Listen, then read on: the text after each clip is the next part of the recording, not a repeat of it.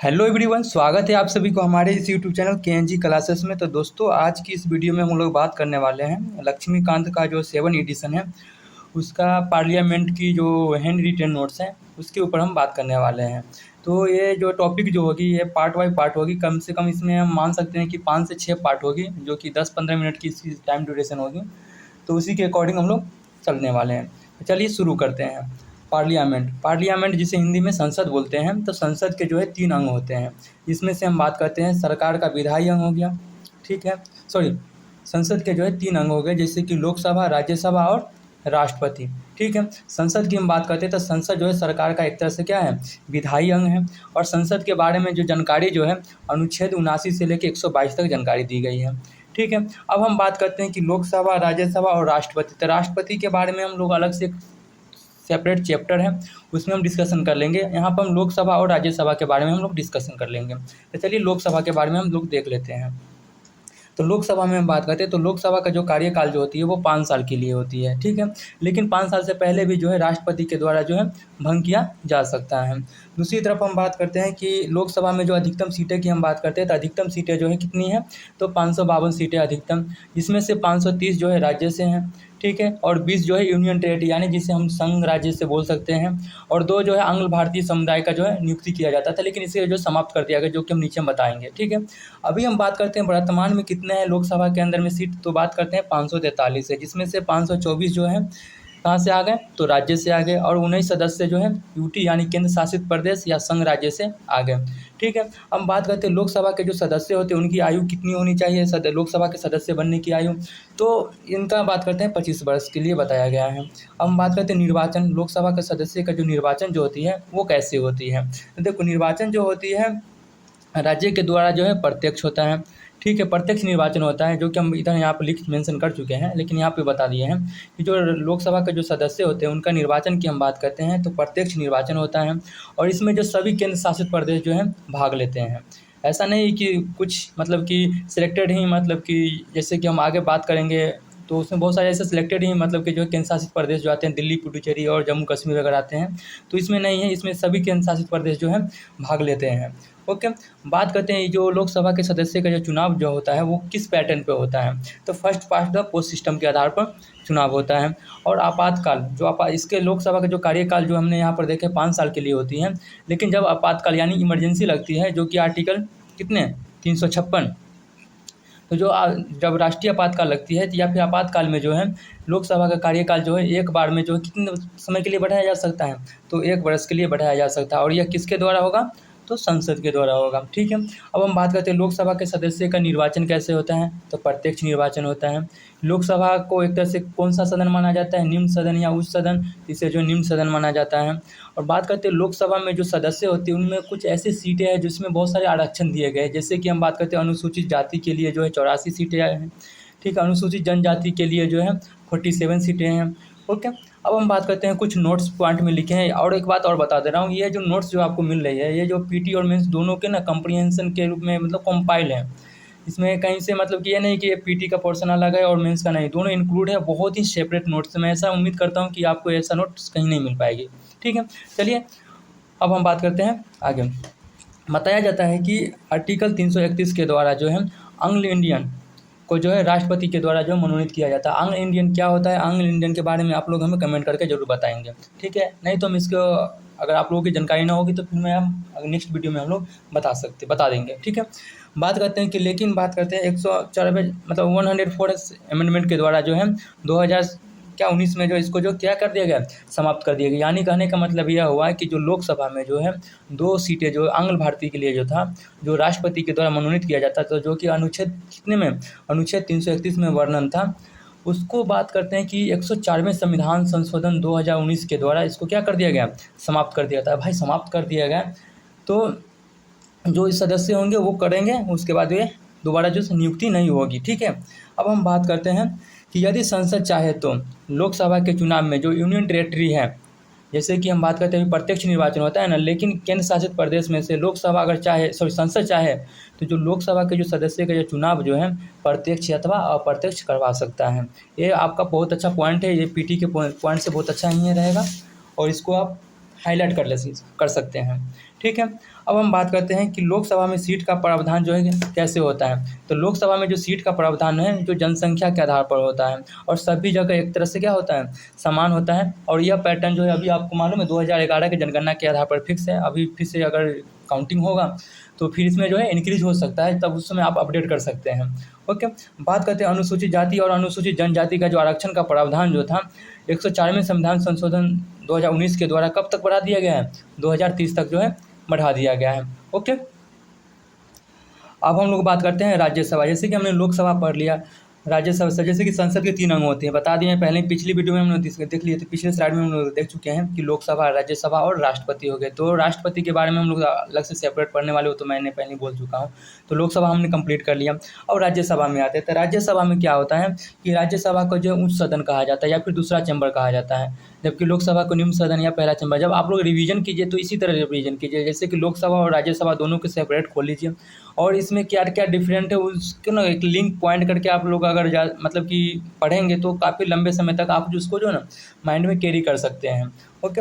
अब बात करते हैं कि राज्यसभा जो है अस्थाई सदन होता है, जबकि लोकसभा जो है अस्थाई सदन नहीं होता है, क्योंकि उसमें लोकसभा को जो कार्यकाल 5 साल के लिए होती है और 5 साल से पहले भी क्या किया जाता है, राष्ट्रपति के द्वारा जो इसमें भंग कर दिया जा सकता है। लेकिन राज्यसभा कभी भंग नहीं होती। ये एक तरह से हम बात करते हैं अस्थाई सदन है।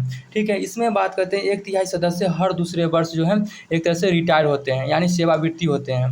ठीक है। अब बात करते हैं सदस्य का जो कार्यकाल जो होती है, ऐसे कहीं पर ये मेंशन नहीं है कि सदस्य का कार्यकाल जो 5 साल होती है। जो नॉर्मल बच्चे सभी लोग यही बताते हैं कि इसके कार्यकाल जो है 5 साल की होती है, लेकिन 6 साल की होती है। और यह जो 6 साल के जो राज्यसभा के सदस्य का जो कार्यकाल है, यह आपका मेंशन कहाँ है, तो जनप्रतिनिधि अधिनियम 1951 में जो है इसका बारे में जो है वर्णन किया गया है। ठीक है। अब हम बात करते हैं जैसे कि हम लोकसभा में सदस्य की संख्या देखे थे, इसी तरह से राज्यसभा में, तो राज्यसभा में अधिकतम संख्या कितने हो सकती है सदस्यों की, तो 245 हो सकती है। इसमें से 225 कहाँ से आएंगे, तो राज्य से आएंगे। 8 जो है केंद्र शासित प्रदेश से आएंगे।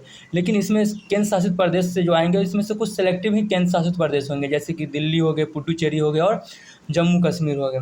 लेकिन लोकसभा में 2 सदस्यों को राष्ट्रपति के द्वारा मनोनीत किया जाता था। लेकिन इसमें क्या होता है कि राज्यसभा में जो 12 ऐसे सदस्य हैं जिनको जो है राष्ट्रपति के द्वारा जो है मनोनीत किया जाता है। लेकिन यह जो 12 सदस्य जो हैं, मतलब कि राष्ट्रपति के द्वारा तो मनोनीत किया जाता है, लेकिन वन टाइम में 12 सदस्यों को मनोनीत नहीं करते हैं। 4-4 का जो एक तरह से पैटर्न चलता है, यह जो है 3 बरस में किया जाता है। ठीक है। तो ये रहा इसका, जैसे लोकसभा में और राज्यसभा में दोनों में कन्फ्यूजन नहीं होनी चाहिए। लोकसभा में लोकसभा में समाप्त कर दिया गया है और राज्यसभा में है। ठीक है। अब बात करते हैं राज्यसभा के जो सदस्य का जो निर्वाचन होता है वो कैसे होता है। जैसे कि हम उसमें देखे थे लोकसभा में कि राज्य के द्वारा प्रत्यक्ष निर्वाचन होता है, लेकिन इसमें क्या होता है राज्यसभा के जो सदस्य होते हैं उसके जो निर्वाचन की हम बात करते हैं, तो निर्वाचन जो एक तरह से विधायक के द्वारा होता है। विधायक कौन होता है, जब हम आपको विधानमंडल वगैरह पढ़ाएंगे ना तो उसमें हम बता देंगे, राज्यपाल वगैरह सब पढ़ेंगे तो उसमें हम बता देंगे। विधायक ऐसे हम बात करते हैं जो कि विधानसभा के जो सदस्य हो गए। ठीक है।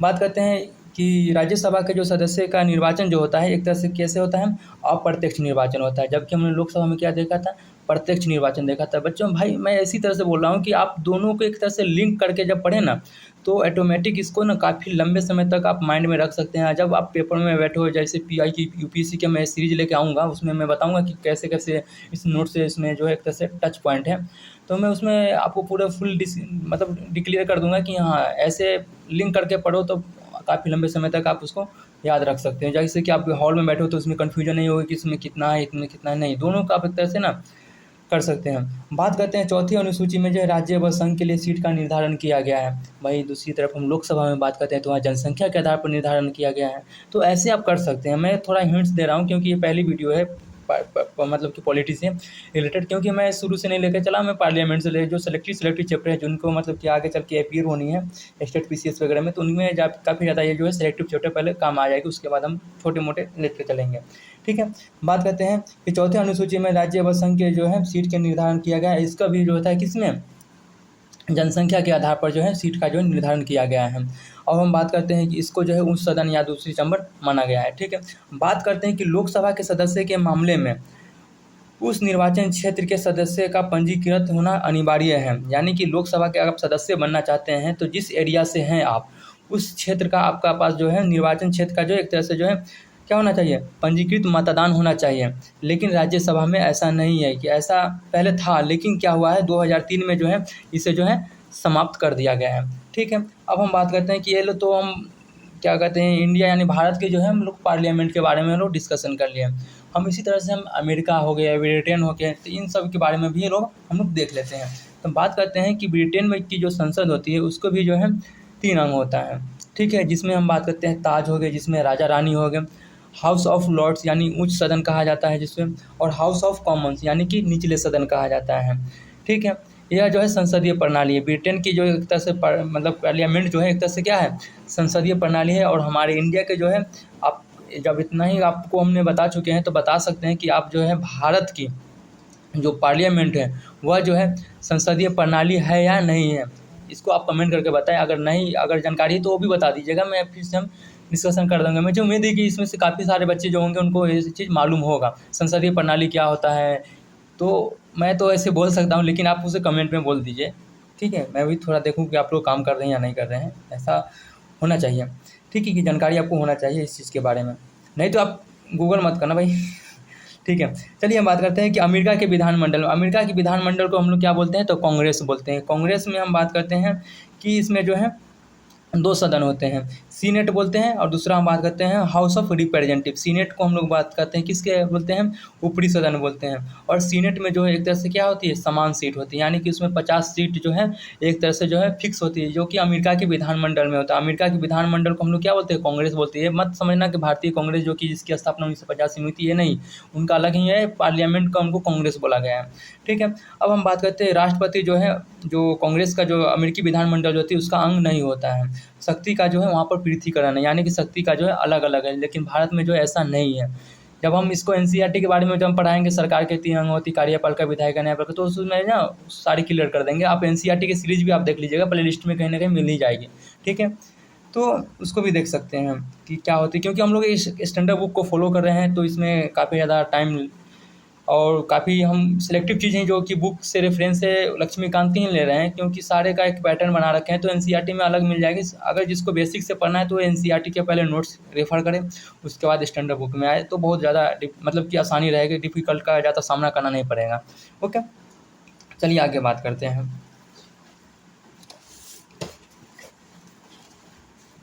अब हम बात करते हैं कि संसद की जो सदस्य होती हैं उनके सीटें जो है खाली कैसे होते हैं। ठीक है, जैसे कि मान लेते कोई ऐसे सदस्य जो कि लोकसभा में मतलब कि चयनित हो गए, राज्यसभा में चयनित हो गए, तो उनका सीट खाली करने का जो प्रावधान क्या है, तो चाहे जो अपना जो त्याग पत्र देंगे तो किनको देंगे, तो कैसे मतलब कि लोकसभा में जो है या फिर राज्यसभा में अपना सीट खाली कर सकते हैं। देखिए, पहला प्रावधान है कि दोनों सदन में व्यक्ति होने पर, याद नहीं, आप लोकसभा में भी सदस्य बन जाते हैं और राज्यसभा में बन जाते हैं, तो आपको कहीं एक जगह जो है आपको सीट खाली करना पड़ सकता है। ठीक है, दूसरा हम बात करते हैं त्याग पत्र के द्वारा। त्याग पत्र के द्वारा कैसे, जैसे कि लोकसभा में एक अध्यक्ष होते हैं, इसे लोकसभा के अध्यक्ष बोलते हैं, या ठीक इसी तरह राज्यसभा में अध्यक्ष होते हैं, राज्यसभा के अध्यक्ष नहीं बोलते हैं उनको, राज्यसभा को सभापति और उपसभापति बोलते हैं। लेकिन लोकसभा में जो अध्यक्ष और उपाध्यक्ष होते हैं, और राज्यसभा में जो सभापति और उपसभापति होते हैं। राज्यसभा में जो सभापति जो होते हैं वो कौन होते हैं, तो बता ही देते हैं कि वो जो है उपराष्ट्रपति होते हैं। ठीक है, तो जब हम अध्यक्ष के बारे में और उपाध्यक्ष के बारे में पढ़ेंगे तो इसके बारे में काफ़ी ज़्यादा डिटेल्स में हम जानेंगे। थोड़ा हिंट्स दे दिए हैं क्योंकि आपको इसमें कन्फ्यूजन जो नहीं होना चाहिए। तो राज्यसभा के जो पीठासीन जो होते हैं वो उपराष्ट्रपति होते हैं। अगर कोई व्यक्ति अपना सदस्य मतलब कि अपना सदस्यता मतलब ख़त्म करना चाहते हैं या फिर अपना त्याग पत्र देते हैं, तो लोकसभा में अपने लोकसभा के अध्यक्ष को दे सकते हैं। इसी तरह राज्यसभा में जो होंगे तो राज्यसभा के जो है अध्यक्ष को जो है, राज्यसभा के अध्यक्ष नहीं, सॉरी मैं बार बार इसी चीज़ को रिपीट कर रहा हूँ, राज्यसभा के अध्यक्ष नहीं, राज्यसभा के सभापति होते हैं। ओके, बात करते हैं कि एक सदन के होने के बावजूद तो दूसरे सदन में चुने जाने में क्या होगा कि पहले सदन में जो है आपका सदस्यता खत्म हो जाएंगी। यानी कि कोई ऐसे सदस्य हैं जिनका एक तरह से हम बात करते हैं कि राज्यसभा में सीट है, मतलब सदस्य बन चुके हैं। यदि आप लोकसभा में भी आप कहीं से निर्वाचन क्षेत्र से लड़ते हैं, अगर वहाँ से भी जीत जाते हैं तो आपको राज्यसभा में सीट खाली करना पड़ सकता है, या तो फिर लोकसभा में कर सकते हैं, दोनों में से कोई कर सकते हैं। फिर हम बात करते हैं विधानमंडल में भी ऐसा ही होता है। तो जब हम विधानमंडल के बारे में पढ़ेंगे तो वहाँ भी हम बताएंगे कि कहाँ का मतलब खाली करना पड़ता है, कि लोग आप चाहे तो विधानमंडल में खाली कर सकते हैं या फिर लोकसभा में या राज्यसभा में। तो हम आगे पढ़ेंगे, सीक्वेंसली हम पढ़ेंगे। अभी ज़्यादा इसमें थोड़ा रुचि दे दिए हैं क्योंकि ये आपको भी एक तरह से रहेगी, हाँ क्लियरिटी रहेगी कि आगे इस चीज़ को हमें जानकारी मिलेगी। ठीक है, अब हम बात करते हैं कि आप फिर आपको जो है सदस्य का मतलब जो लोकसभा या राज्यसभा के सदस्य के जो सीट खाली होने की प्रावधान है, अगर आप बिना अनुमति के 60 दिनों से अधिक दिनों तक आप अनुपस्थित रहते हैं तो आपको जो सीट खाली हो सकता है किसी एक सदन में। ठीक है, या फिर आपको पूरा परमानेंटली आपको सीट जो है ख़त्म हो जाएगा। किसी एक सदन में सीट खाली होने के प्रावधान कैसे कैसे हैं, देखो हम बता देते हैं। जैसे कि लोकसभा या राज्यसभा किसी एक सदन में सीट खाली होने का प्रावधान की हम बात करते हैं, तो लोकसभा या राज्यसभा अगर दोनों में चुने जाते हैं तो किसी एक सदन में आपको जो है सीट खाली करना पड़ सकता है, जो कि हम पहले ही बता चुके हैं। ठीक है, एक साथ आप बात करते हैं कि एमपी मतलब समझते हैं आप लोग, मेंबर ऑफ पार्लियामेंट, यानी कि एक साथ आप बात करते हैं कि सांसद बनते हैं या फिर एक साथ जो है विधायक बनते हैं। तो 14 दिन के अंदर में आपको जो है राज्य विधानमंडल में छोड़ने का प्रावधान है, नहीं तो आप लोकसभा या फिर राज्यसभा में भी खाली कर सकते हैं, जो कि मैं पहले ही बोल चुका था कि मैं आगे बताऊंगा और यहीं पे मेंशन कर चुके हैं। तो अच्छी बात है कि आपको यहीं पे जानकारी इस चीज़ को मिल गई। ठीक है, 14 दिन के अंदर में आपको जो है कहीं एक दोनों में से कहीं एक जगह आपको छोड़ना पड़ सकता है। ठीक है, 2 जगह से आप चुनाव कहीं से लड़ते हैं तो वहाँ फिर मतलब कि फिर एक सदन में आपको सीट खाली करना पड़ सकता है। ठीक है, अब हम बात करते हैं थोड़ा हम अध्यक्ष और उपाध्यक्ष के बारे में बात करते हैं, या तो फिर हम नेक्स्ट वीडियो में हम लोग अध्यक्ष और उपाध्यक्ष के बारे में बात करेंगे क्योंकि वीडियो काफ़ी ज़्यादा लेंदी हो जाएगी, 16 मिनट हो चुकी हैं। तो इसी तरह से हम नेक्स्ट वीडियो में हम लोग अध्यक्ष और उपाध्यक्ष के बारे में हम लोग बात करेंगे। ठीक है, तो फिर से हम मिलते हैं नेक्स्ट वीडियो में, तब तक के लिए बाय बाय, थैंक यू।